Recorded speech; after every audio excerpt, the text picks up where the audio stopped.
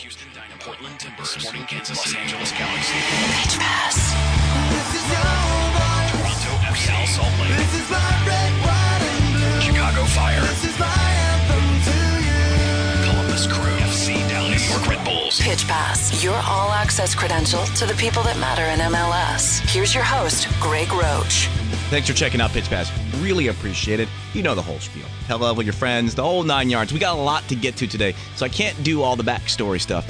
John Strong, who is the play-by-play voice of the team that had the biggest result of the past weekend, Portland Timbers. He will join us later on in the show, but really glad to get this guy on for the first time in Pitch Pass. One of the great personalities in Major League Soccer and his career, just kind of having a renaissance since he's been with the club he is with, which, by the way, is Real Salt Lake. Our goalkeeper run on Pitch Pass continues with Nick Rimando, who joins us now on Pitch Pass. Nick, how are you, my friend? I'm great. Good to hear from you, Roach. It's great to talk to you. It's been a while. You know what? We were, right before we started rolling, we were talking a little bit of music, and I don't know. I don't want to dwell too much on what's going on the pitch. I'll ask a couple questions about that later, but I kind of want to catch up with you and let everybody else know that you got a lot going on outside of soccer, and you're one of the best tweeters, at least for MLS players, because you give people really good glimpses in your life. So we were talking music. What are you feeling these days? What concerts have you hit up in the last few weeks? Man, I don't know. I guess what pops in the head is old Face to Face. I just went to their show the other night and really brought back some memories. Shows I'm going to see in a couple of weeks, and this week I'm going to see Soulja down at the Depot. Vampire Weekend's coming in a couple of weeks. But just really into alternative right now. Drake, obviously. But yeah, just a little bit of everything, really. Yeah, you're very well-rounded as far as your music is concerned, and I also like that you do take the time to get out to shows. In the off-season, do you go out more than you do during the season? I would imagine you would. No, I mean, off-season is off-season. Here in Salt Lake City, I think we really get everybody coming by, like in the summertime, spring. It's not that great during the winter months when we have off. And during those winter months, I like to get back to California, Hawaii, relax. Get away from Salt Lake City a little bit. But if there's a show in California, I'm definitely going to. And we all know that LA has a big music scene. Tell me about your relationship with, I think it's the dude from Rancid. Because I see you guys tweeting back and forth. How did you guys get together? And he's a big soccer fan, correct? Big soccer fan. He didn't used to be.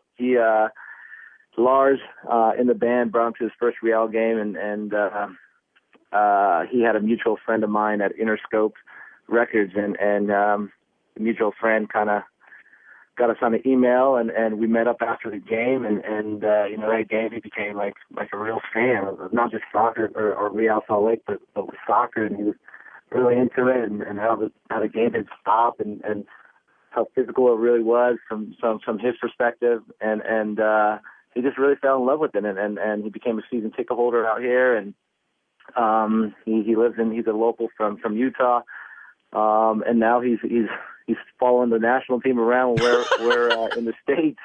He's in the equipment room. I mean, this guy is everywhere, and he really has a passion for soccer. So I think it's great. How awesome is that you were able to do that as kind of like I'm a fan of the band, you should have him come out, and it turns out he turns into a super fan of soccer.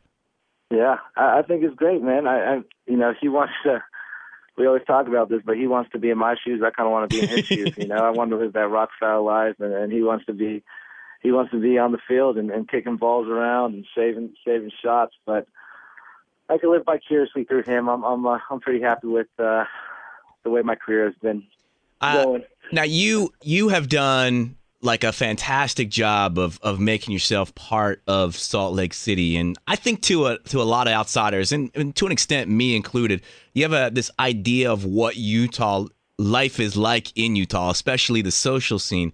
And you're going out to shows, you got a lot going on. Tell everybody who is not from Salt Lake City about the nightlife, or at least the social life of Salt Lake City, and try to burst some of those preconceived notions that people have about life in Utah. Yeah, I'm okay with not saying anything because everybody has a bad perspective of what Utah is, and it's not overcrowded, and we get all these great restaurants to ourselves, and the lakes and the mountains. But that's exactly what Utah has. Is it's a big little city. It has your great restaurants. It has your bars to go to. Your it's not the best nightlife, but there definitely are 5, 6, 7 places that are great places to go after a game to have a pint. There's a couple soccer bars. There's, like I said, if you want to go up to Park City, there's the mountains, and there's a great street up there, Main Street. In the winter, you have your mountains to choose from to go snowboarding or skiing or whatnot. And summer and spring, you have beautiful lakes out here. So I love it. The weather's great. It's not humid like I bet it is right now in D.C. But there's great weather. When it's spring, when it's summer and winter, and it's not like a cold, winter. The snow's there, and then the sun comes out and melts it all away. Utah really is. It's a beautiful state. It's something. It's a state that really embraced our team, and I think through our success on the field, it's really become one of the staples in Utah. You talked about having a pint. You got a beer named after you now. So tell me about the beer. There's no chance I'll ever have one, right? It's only available on draft, or do they bottle it? It's on bottle. Yeah. Well, yeah, it's on bottle for sure. Well, Nick, how about you kick a little the DC's way, if you could, please? You might have to come out here to purchase. Come on! You get it. All right. Well, tell me about the beer. I can't be bootlegging anything. No, yeah, it's. I was a supporter of this brewery, Epic Brewery in Salt Lake City. It's a local brewery that has fantastic micro beers, and I became friends with the owners, and always kind of chatted about having a beer and how it kind of correlates with our fan clubs and tailgating, and the opportunity came where they did a little side beer company, Unsacred, and as you know, there's 3.2-4% beers on draft here, and you could only get 3.2 or 4% beers at the grocery store, gas stations, and have to get the regular percentage beers at the alcohol store, state alcohol store. So they wanted to be in the market with every other beer that was 3.2, and they made this beer that was 3.2, 4%, and they wanted me to have one of the bottles, and it was a no-brainer for me to be involved with Epic Brewing on Sacred, and to get my face, on a beer was like a dream come true. I don't know. To me, that's the coolest thing ever. Just having your own beer. Like you've obviously you can't age those beers because of the low ABV, but you can definitely take a couple of those bottles and put them away for prosperity, right? Right. It's awesome. I think it's rad. That was one of the things I'm very proud of. My son thinks the coolest thing is still that me and Jackie have bobbleheads, but I like that, the whole my face on a beer bottle. I love that because there was a while that for Fox Soccer, Jet was in every promo. Because after you guys had won, he was because you had him there on the field, and so every promo shot was you and him putting the arm up. I was like, dude, that is the coolest kid in the world, and here he is in every promo now. I know. We need to win something again, so everybody can see how old he is now, and he's picking me up now. Well, I wanted to go back to the national team games and just get your perspective as a guy who was on the field for the craziness that was the snow game in Denver, and then down at Azteca, and then everything leading up to that with the article from Brian Strauss coming out, and just what was your take as a guy who was in the mix but kind of watching from the sidelines? Yeah, it was. We knew it was going to be cold, and all during the week it was cold, snowy. Guys, were training as that's how the game was going to be, and leading up to it mentally, I think all the guys were focused and ready, and Klinsmann had us prepared of any kind of situation. That wasn't the situation that we thought we were going to be in, and warm-ups was fine. snow, but snow that kind of got kicked up and wasn't staying, and went back in for warm-ups after warm-ups and came back out, and literally it looked night and day of what it looked like before warm-ups. And we had thoughts of is this game going to really be canceled, or is it going to be played? And sure enough, the whistle blew, and we're seeing the people on the sidelines working and talking with promotion people and the TV people and FIFA and chatting, and we're like, oh yeah, this is for sure going to be canceled. and sure enough, they kept on playing, and the more snow came down, the more Costa Rica started complaining more and more, and I think the more we got into it, we scored a goal, and I think that's why the complaining came, is we scored a goal and Costa Rica didn't, and it was definitely a crazy atmosphere, a game to be a part of, even though I was on the bench. It was crazy to see how we played that game with so much heart and dedication, and came with a huge 3 points that we needed. Well, I talked to Brad Davis after the match, and because I wanted to see, was it chilly on the bench? Were you just kind of miserable? And his response was, well, actually, I was up in the press box, so I was pretty warm. Which was, all right, fine. So, Nick, you were on the bench. Was it miserable? Just because if you're out running around, at least at some point you break that sweat and you get warmed up, but you're just sitting there. Was it miserable sitting on the bench? In the beginning, like I said, I was in shorts for warm-ups and just a top. And when I came back out, I had my sweats on, just a regular jacket. They gave us stadium jackets, but I didn't even put it on, a beanie, and literally 10 minutes into the first half, this chill just came over you, and it just felt, my toes froze inside of my shoes. I had to take my shoes off. I had to put them on. I had to take them off, put them on, and try to bend my feet, get circulation down there. I mean, it was intense on the bench for sure. But I don't know. Like you said, those guys are running around. The adrenaline's going on the field. Maybe they're a little bit warmer. They're wearing way less clothes than us. So I don't know if I buy that too much. But I was definitely cold on the bench. And you're the good luck charm, as far as I'm concerned, with Azteca. So when you're 45, you still need to get called up for matches in Azteca, because when Rimando was there, USA gets results.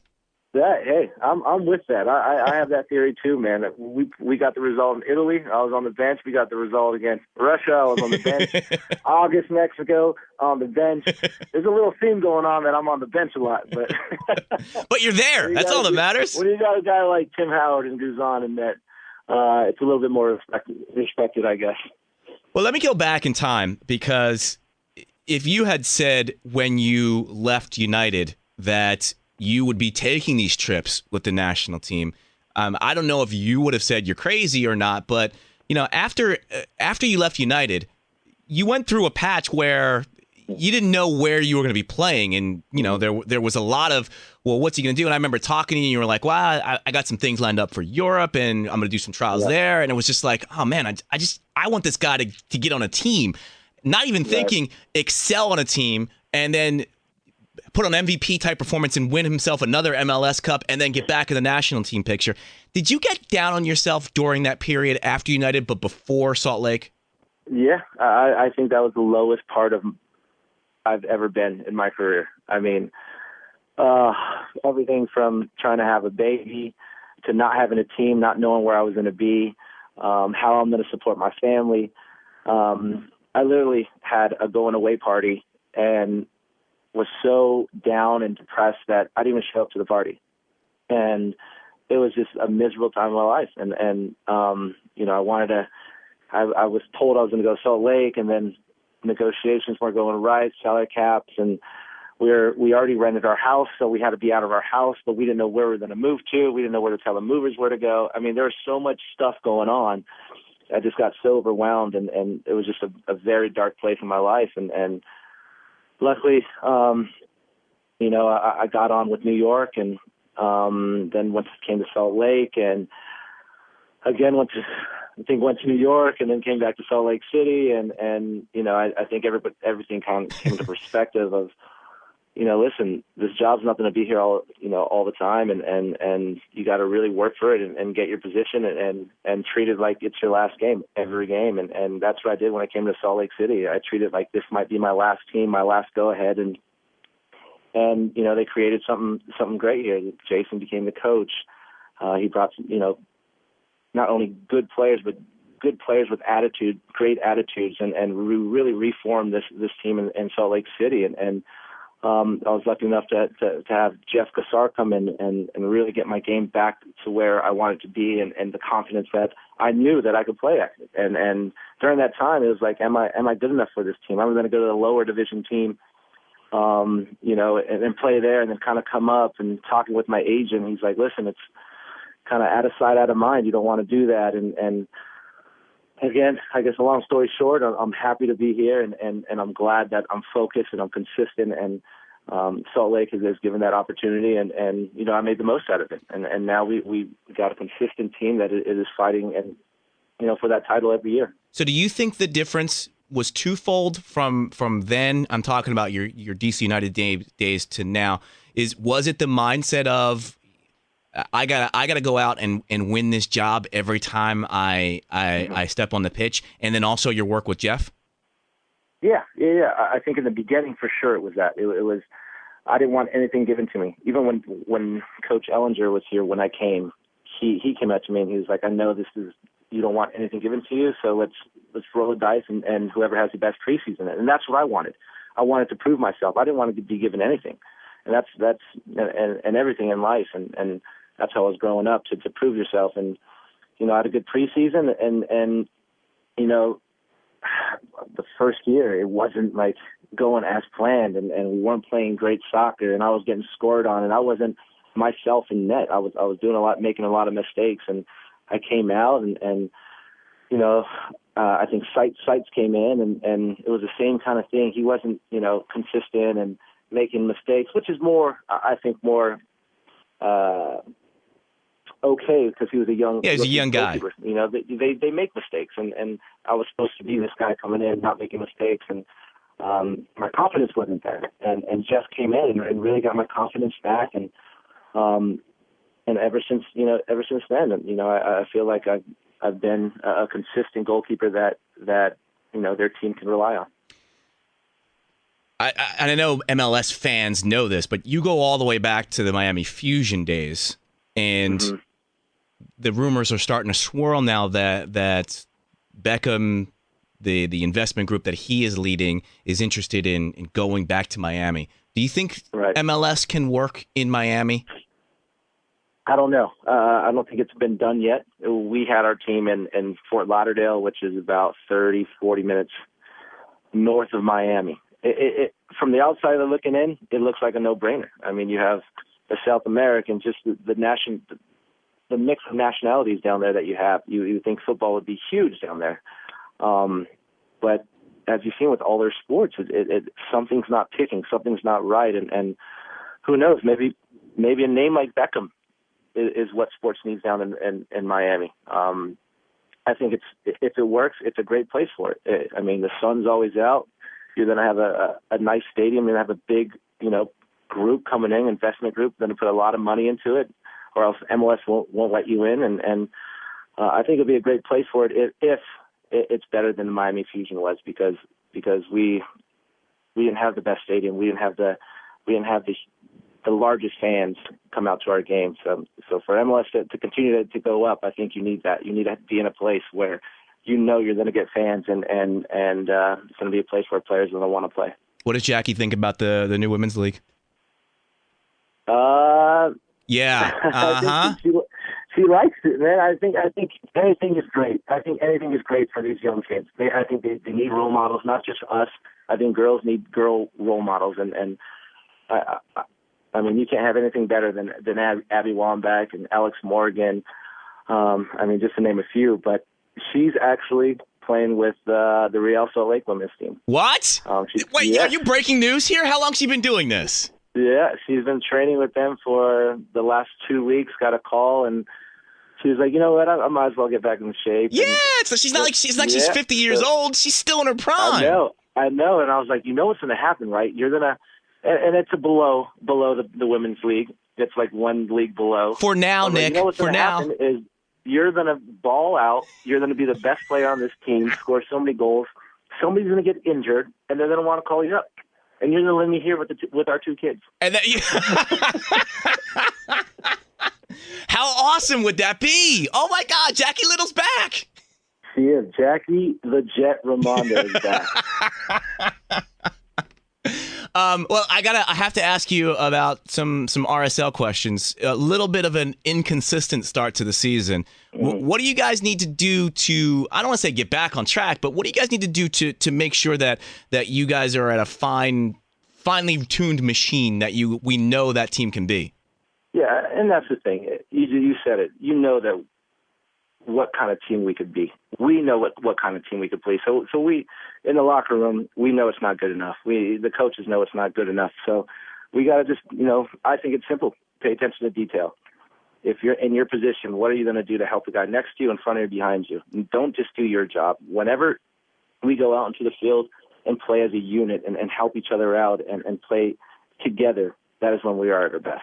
Not when we're at home, not when we're at away. It's when we play together and we fight. Before we became a consistent team, it was all about fight and battle, and that's what MLS is right now. It's battling first and fighting, and soccer will come out. So as long as we do that first and battle and fight, we know how we could play. We know we could play football. We know we could pass. Our midfielders are amazing with the ball, and defensively we're great. But we got to get those details down, where to be on corners and set pieces, and not let anything silly up like that, or just our shape and when to step, when not to step, and just kind of get on the same page. And I don't want to make an excuse or anything, but we have a lot of guys that's been injured in preseason and barely coming back right now. So once we get our health back and we get in a little bit of rhythm, I think we're going to be fine. I do, and I think right now is not where we need to peak. It's at the end of the season, so we got a long ways to go, and hopefully we just continue to move forward. Before I let you go, I'm going to assume the answer was yes. When the question is was it hard for you to watch CONCACAF Champions League? But if the answer is yes, because a lot of people in the media will debate back and forth, what does CONCACAF Champions League mean to MLS? Is it an important priority? Is it something we should be focusing on, or should we be focusing on making sure our league is in order first? As a guy who's been on the edge of winning that whole thing, and no other teams have been as close as you guys, does that make you more hungry to get back there and prove yourself, or is MLS Cup still the end-all, be-all goal for Real Salt Lake, and you specifically? I think that comes into play of where your team's at. Right now, MLS Cup is the most important thing for us, and that's our way back to CONCACAF. If you're a team like the Galaxy or Kansas City, Houston that are in the CONCACAF, maybe that's going to be their priority. They want to be the first team to win that cup. They want to go on to the World Championships.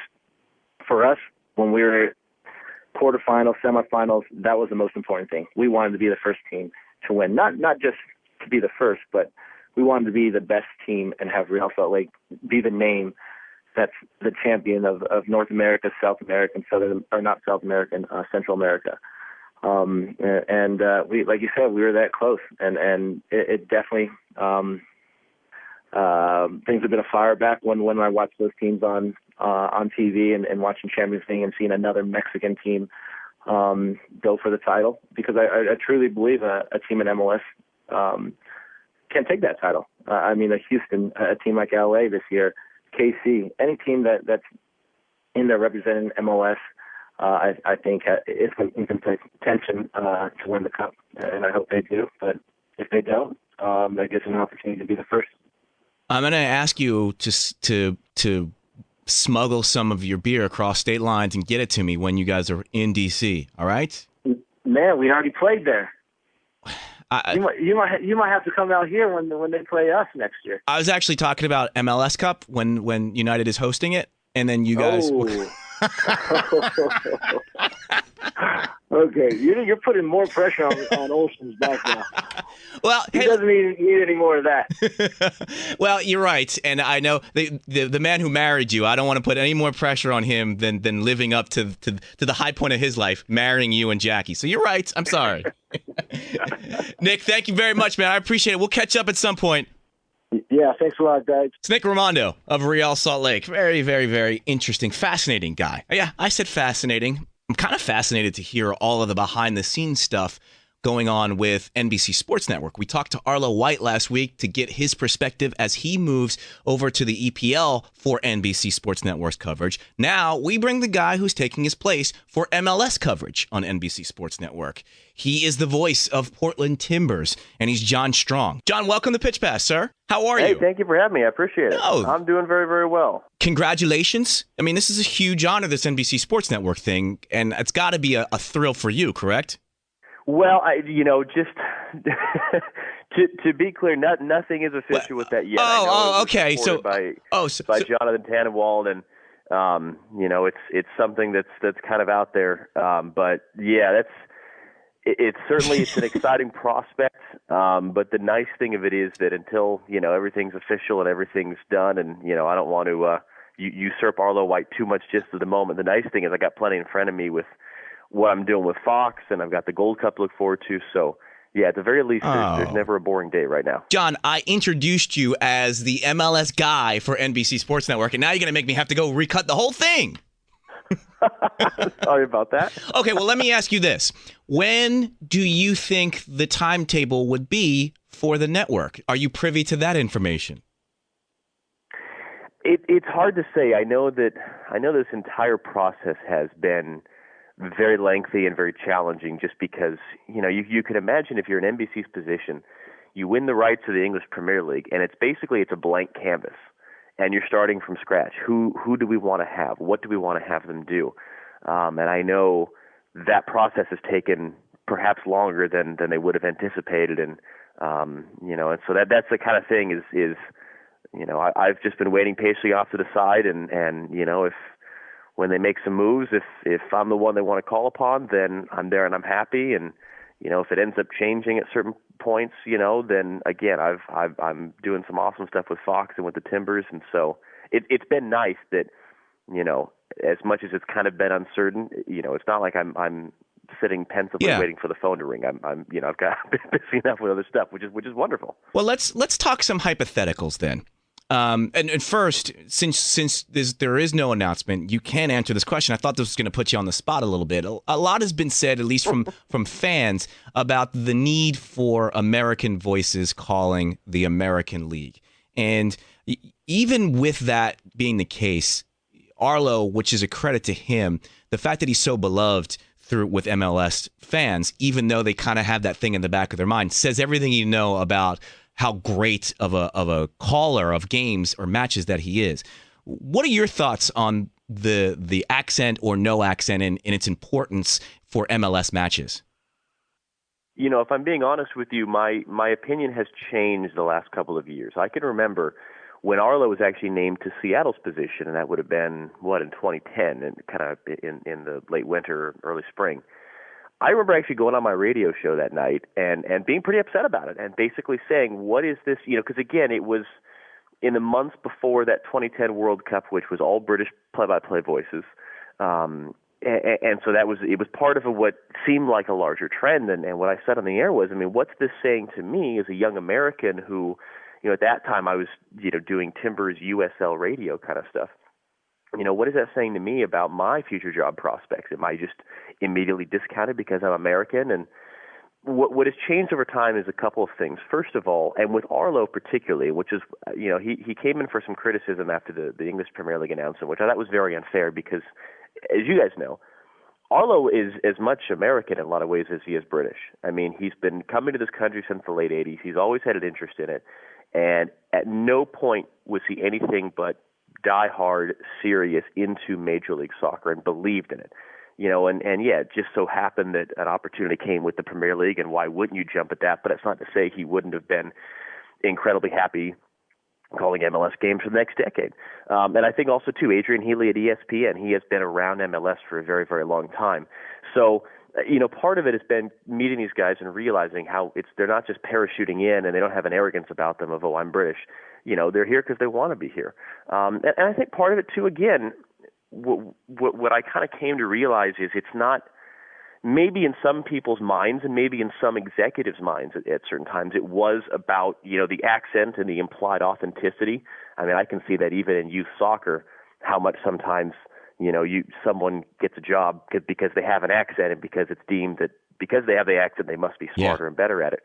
I think really what it does come down to at the end of the day is, are you good enough or are you not? And I just think it has happened that, we have not had maybe as much depth of quality American soccer announcers over a longer period of time than certainly there have been in Britain, because, if a good way to phrase it is, all these sports broadcasters in general, you take 100 of them from the U.S., how many of them are going to be interested in calling soccer at the expense of being an NFL voice or being an NBA voice, whereas you take similarly talented broadcasters over in England, they're all going to be doing soccer games. That's a great point. I think what we're seeing now is, J.P. Dellacamera, who's always been there, and he's been the one carrying the flag, and Glenn Davis right behind him, doing the work with ESPN, Phil Shane as well. Those guys have been there. But I think what we're seeing now is slowly but surely, more Americans starting to get into it. And you look at, guys around Fox and I've been doing it. Mark Rubandino's been doing it. Steve Cangelosi in New York has gotten some opportunities. And there's more and more quality guys, even at the local level, doing soccer, learning it more. It's the same process as with fans and with players, that you just got a higher percentage of the average population that, is getting interested in soccer over time. And if it means that there's more and more broadcasters who, maybe as opposed to in their 30s trying to learn the sport from scratch, and maybe the difference is that they're growing up with it, I think that's where the tide is turning. I think much more so than just necessarily people selecting a certain type of accent for their broadcasting. It's a fantastic point, and something that I had never considered, and you're absolutely right, because when I look at a guy like Cal Williams in Kansas City or Ross Fletcher with Seattle, and I think to myself, kind of selfishly, well, why can't an American guy do that? But the point you raised is completely valid, where those guys grew up wanting to be soccer broadcasters, where most of our broadcasters probably were thinking baseball or football or basketball. And hopefully this next generation of teenage, now early 20s guys who have grown up watching MLS now think to themselves, this is an avenue that I want to pursue, rather than this is an avenue I have to pursue because my job as a play-by-play for baseball didn't come through. And again, I think it's part of a larger trend, and I've thought about it with players a lot. If it seems anecdotally like in the last couple of years, all of a sudden things are changing, and you've got more and more quality young American players and more fans all of a sudden, and supporter sections are growing. And, again, you've got one or two, American soccer broadcast voice that are kind of, coming out of nowhere and rising to prominence. And why is the reason for that? Well, a lot of it's because MLS is 18 years old. So all of a sudden now, we're getting more and more people, whether they play the game, whether they watch the game, whether they cover the game, if you think about a lot of written journalists as well, who have grown up with the sport. They've grown up with Major League Soccer in particular. I noted a couple of years ago when the Timbers drafted Eric Bruner in the expansion draft, who's now with Houston, is the fact that he had been a ball boy at Columbus Crew matches. Now, your average NBA player grew up as a pretty big NBA fan, more than likely, and probably had a team in their city to follow.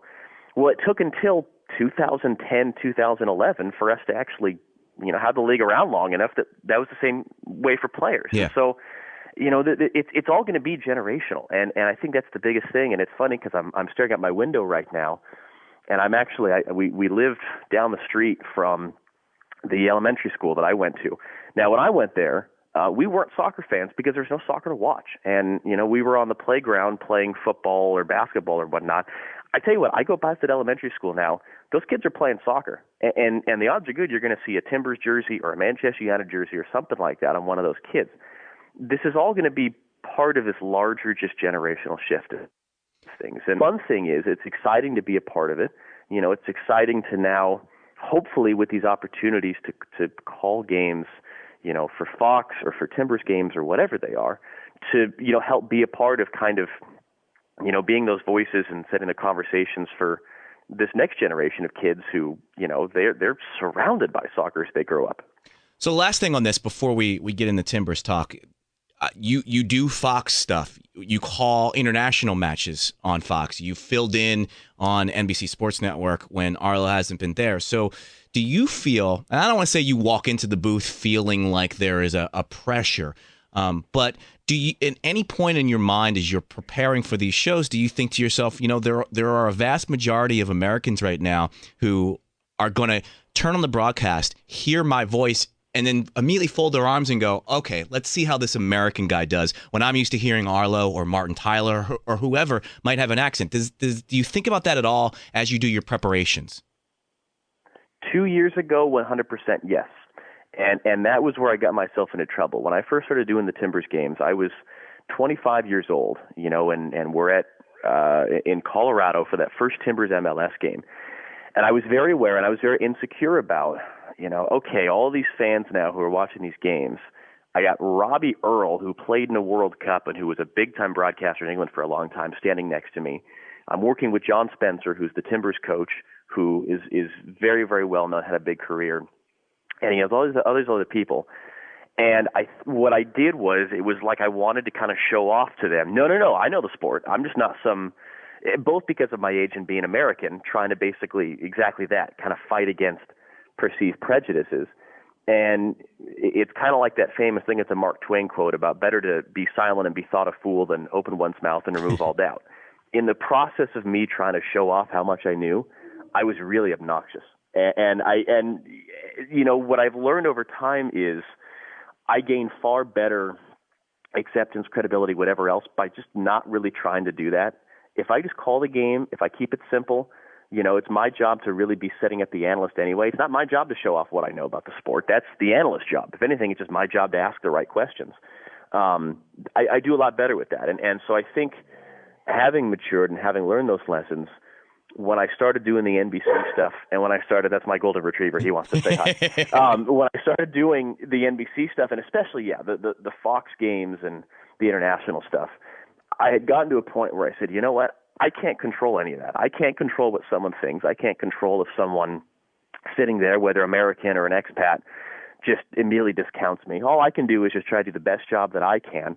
And, if over time their mind changes, great. If they're just not going to listen to me because I'm American, I can't do anything about that. So it's wasted energy to try to bang my head against that wall, I suppose. So let's talk about the club that you see on a daily basis, basically, and that's Portland Timbers. Was this past weekend's match, I don't want to say the biggest win, but was it one of the most important wins of their MLS existence? I really want to say yes, because for any number of reasons, it really feels like it is. The only hesitancy I have is just, this sense of let's see what it means down the road. Yes. It's still only April, it's still early, and it was pointed out, I think it was by Daniel Robertson down in Dallas, actually. It was pretty astute observation, that the Timbers have the same amount of points from Caleb Porter's first 8 matches in charge as it did from John Spencer's first 8 matches in charge back in 2011. And as we know, there was a hysteria around this team in 2011, and they won those first 5 home matches, and they got a point at Seattle, and it was like, okay, here they come. And, it fell apart in late May through June and July. And so I think there's a hesitancy to kind of go too far. It is still early. But what I will say is this, and this is where not even for the Timbers, but for any team, there are few teams since Sporting Park opened 2 years ago who have gone to Kansas City, who have tried to basically come at them, not just sit back and bunker, pass their way through, exploit weaknesses, get shots on goal, and for that matter, who have gone down twice, who have come out of there with a win.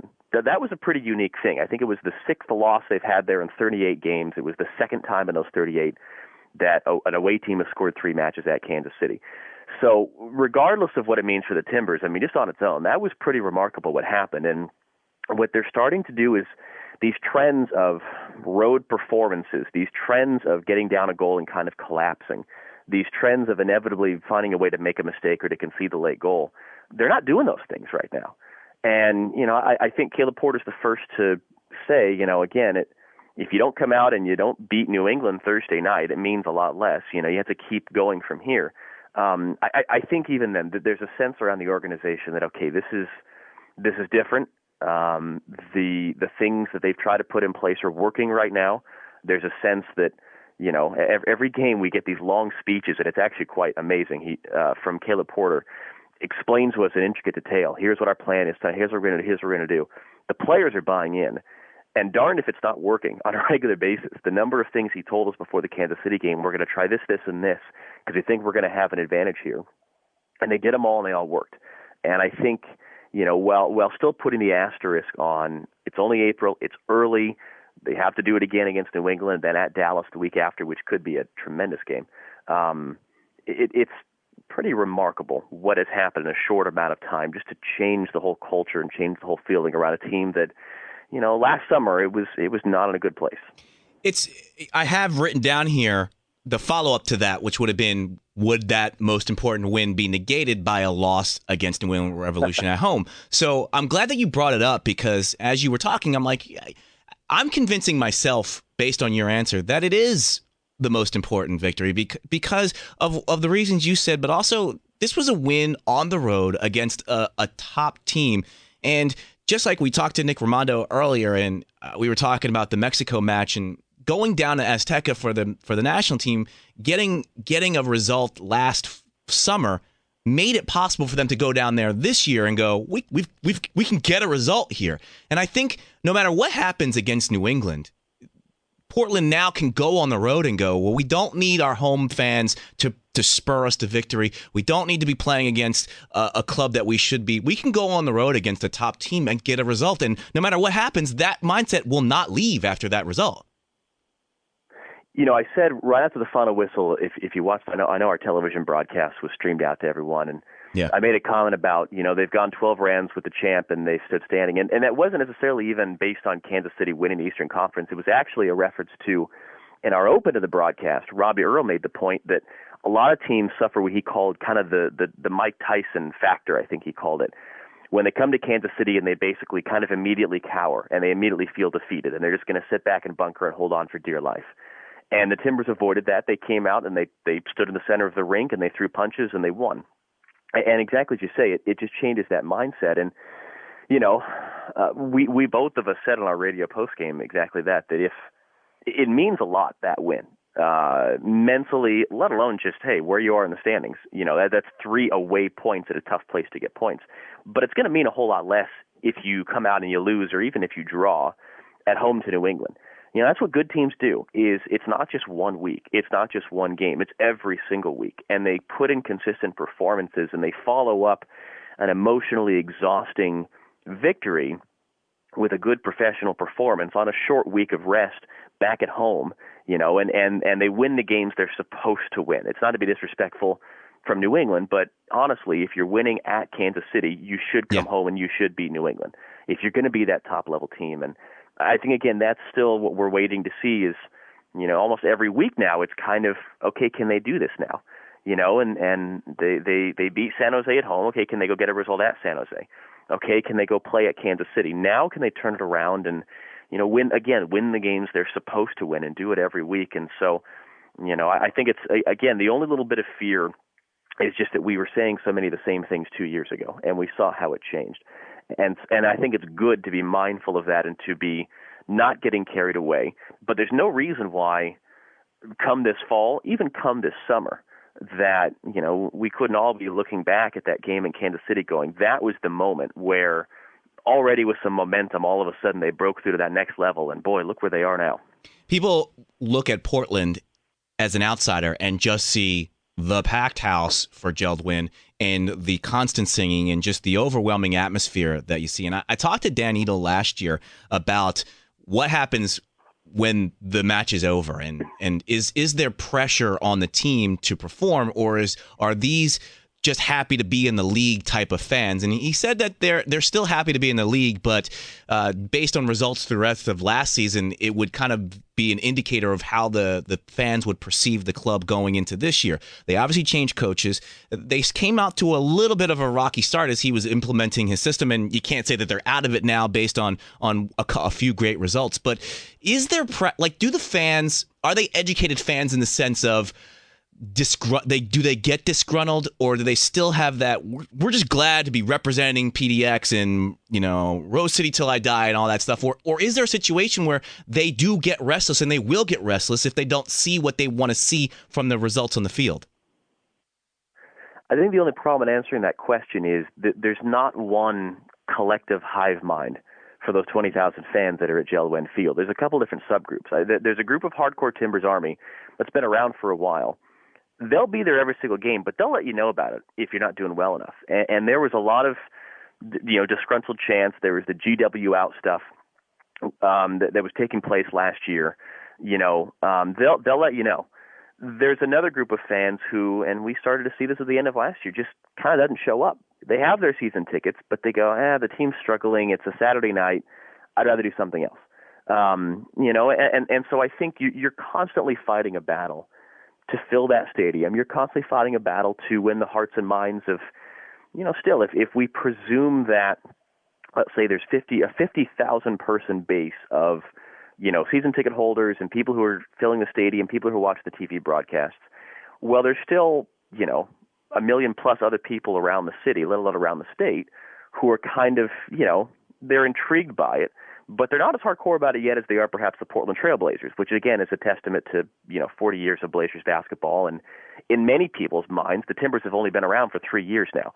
They've obviously been around longer, but to a lot of people, they just showed up. And so they're kind of looking for reasons to be interested. And so, there can't be a complacency of, our stadium's always going to be full.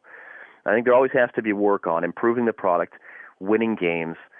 Putting on good performances never hurts. A 3-2 win versus a 1-0 win. Goals are entertaining for all of us. And I think the Timbers are very mindful of that. I think especially over this last winter, there was very much a reset of, okay, we can't just sit back and expect it to always be like this. We have to work. And I would put, in the same way with our broadcast as well. It's that sense of, every single week, we've got new fans tuning in.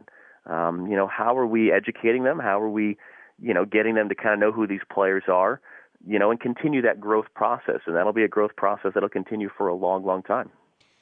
You mentioned hitting the reset button. It obviously, when you change coaches, it does feel like a new chapter. And for Portland's MLS existence, phase 2, it definitely feels like, especially after the weekend result, it definitely feels like the Timbers have entered and are now starting to feel their way through phase 2 of being an MLS franchise, both for the team, for the coach, and for the fans. I would agree with that. I think it's testament to a couple different things. I think the fact that there were so many new players on this roster, it felt like kind of a new team. It was easy for a lot of the new players to get settled in because there was so much newness around them.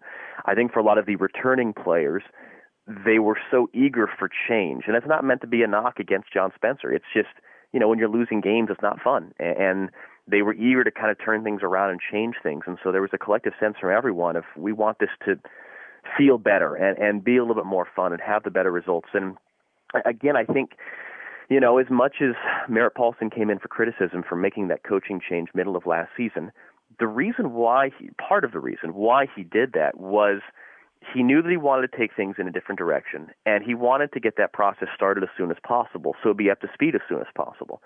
And the benefit of that being that they started to implement some changes in style of play under interim coach Gavin Wilkinson. Caleb Porter was already watching from afar and kind of giving yes or no to even some of the transactions that occurred during last season, let alone very early in the off season. So they were getting a head start trying to get the roster to be how they wanted it opening day this year. And I think, too, just trying to begin that process of changing the mindset, changing the culture, and again, exactly hitting this reset button. The point being that, when everyone showed up in January, work had already been done. When the season started, a lot of work had already been done. And, we've seen fairly early, all things considered, 9 games in, we're already seeing the fruits of that labor. And, the ownership and people in charge kind of took a risk in making a significant midseason move, which is never a good thing. But I think it's all part of why things have worked to now. The constant, it almost feels like you have to just tag everything you say positively with, but you've got to keep it going. Yeah. It's still only April. There's still a lot of work to be done. There's one guy that I want to ask you about as far as players is concerned, and that's Darlington Nagbe. Where do you see him eventually settling on the field, and what does he need to do? I don't want to say take it to the next step, but what does he need to do to maintain the consistency that people want to see from him moving forward? Darlington is maybe the most fascinating member of the Timbers, and he might be at least one of the most fascinating professional athletes I've ever come across. We actually, the other week we were in San Jose, and Jimmy Conrad was filling in for Robbie on the TV broadcast. And so Jimmy is kind of an outsider. And we met with Caleb Porter before the game.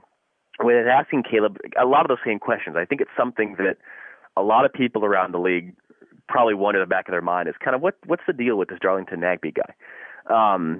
And, you know, as Caleb reminded us, because it's easy to forget, he's got a pretty remarkable backstory. When Caleb first met him, Darlington was 14 years old. He and his mom and his family were living in a one-bedroom apartment, dirt poor in inner-city Cleveland. He had been born in Liberia. His dad, the former captain of the Liberian national team. He'd bounced around Europe for a couple of years when he was a kid as his dad was finishing his professional career, and then had been living in the U.S. while his dad stayed in Liberia with his mom and again in, you know, a rough part of town in Cleveland. And so here's this kid now who's made it as a professional athlete. And I think the thing that has infuriated a lot of people is the fact that he has this unbelievable natural talent. And, you know, how are you not leading the league in goals? How are you not leading the league in assists? How are you not just dominating every single game? Because we all know that you can. And I think part of it is Darlington's personality. And I'm being careful here not to speak for other people, but, you know, there's no one that works harder. Darlington works incredibly hard. He takes great care of himself. I think some of it is, you know, I've heard it described by one or two people of, it's almost like he, rather than being the goal scorer or the assist man, it's almost like he likes to be the second assist guy, you know, and kind of set up what leads to the goal and do those things. He doesn't necessarily have that, you know, that craving the spotlight. Certainly that's not true. Craving the glory. He wants to be a part of a winning team. And I think he also, as a result of the life that he's had, I think he puts things in a good context of, yes, he wants to be a great soccer player, but he also wants to make sure he's a good husband. He just got married this offseason. He wants to be a good son. If you watch that the MLS 36 show that NBC did last year, and I was actually in the locker room when this happened, he has this great performance. I think it was he scored twice, I want to say. And he's in the locker room, and his mom calls him after the game, and he breaks down in tears just because he's basically, he loves his mom so much, and he's so happy that she's so proud of him. And you know, on the one hand, it's infuriating because we're used to successful athletes basically not caring about anything anyone but success on the field and on the court. And here's a guy who, in a lot of ways, has things figured out pretty well. But it's finding that balance, and it's something that, you know, Caleb Porter talks to us a lot about is having known him for so long. How do you can't motivate him by screaming and yelling at him. You can't beat him over the head with a stick to make him better. That's not what he's going to respond to. And yet, when there are moments when it switches on, he's unbelievably good. And there was a great moment that Robbie Earl pointed out in the Kansas City game. It was late on, and, you know, it was Darlington was basically forechecking, to use the awkward hockey term, you know, trying to press the ball up high. And he wasn't really going full speed. And Will Johnson barked at him, and boom, off goes Darlington, chases the ball down. And so that's why I like Will Johnson being on this team, because they needed someone like that. It's I think, a constant process with Darlington of, you know, figuring out a very complicated young man with an incredible life story who is genuinely he's a fantastic guy. He really, really is. And it's the joy that we have is in those moments when it does switch on, everything comes together, the skill he has and the smoothness he has. And he is capable of tremendous greatness, capable being the operative word. Well, I threw out the false announcement, John, and I apologize. I will just say it's a great title to have, and one day someone will be lucky enough to be the MLS play-by-play voice of NBC Sports Network, and we don't know who it's going to be. How's that, John, for a redo of your announcement? You know, never a bad thing to have your name tossed out with certain things, but I'm very much it's not over till it's over. I guess it doesn't start till it starts, and you know that's the joy for me is, you know, whatever future opportunities exist out there. I've got a chance to call this European semifinal on Thursday. I've got a chance to call a potential 1 versus 2 in the Western Conference, Timbers at Dallas next Wednesday. You know, I've got a trip to London for the Champions League final coming up. We've got some great Timbers action. It's a fun time to be around them. And, you know, stuff wants to happen in the future, can happen as well. So it's I'm not lacking for moments where I kind of just stop there and go, oh, my God, I am incredibly lucky to get to do what I do. Totally. John Strong, thank you very much. We appreciate it, and thanks for coming on the show. Pitch Pass. This is your voice. This is my red, white, and blue. This is my anthem to you. For more show information, go to pitchpass.com.